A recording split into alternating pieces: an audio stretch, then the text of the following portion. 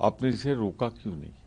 और अगर वो लूट रहे हैं, अब आप उन्हें नहीं लूटने देंगे, तो अब तक जो लूटा है उसको लुटवाने के लिए क्या आप देश से क्षमा मांगेंगे, माफ़ी मांगेंगे? ये आपको दिव्य ज्ञान तो हो गया कि अब नहीं लूटने देंगे, पर जो अब तक लूटा है उसके लिए जिम्मेदार तो आप हैं ना, क्योंकि जो सीमाएं हैं वो केंद्र सरकार के देख रेख में होती। ज़्यादातर राज्यों में जहाँ पे सवाल उठा रहे हैं, चाहे आसाम हो चाहे कहीं हो, सरकार तो आपकी है।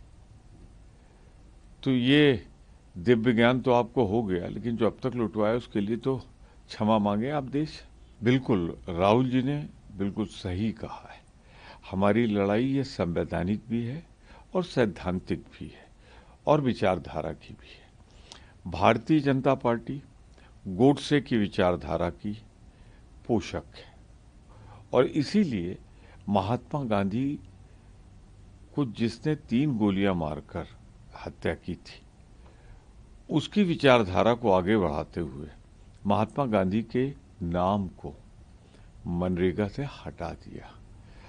क्या दिक्कत थी, क्या समस्या थी अगर महात्मा गांधी का नाम बना रहने देते और जो परिवर्तन आपको करना था करते? परंतु महात्मा गांधी के नाम से इतनी नफरत क्यों? आपने क्यों हटाया? ये देश नहीं समझ पा रहा है। और जहाँ तक सवाल है संवैधानिक, ये आपने गारंटी जो थी उस गारंटी को क्यों समाप्त किया? तो राहुल गांधी ने बिल्कुल सही कहा है। मनरेगा इस देश की नहीं, दुनिया की सबसे बड़ी एक योजना थी गरीबों के लिए, गारंटी थी, उसे भाजपा समाप्त कर रही है।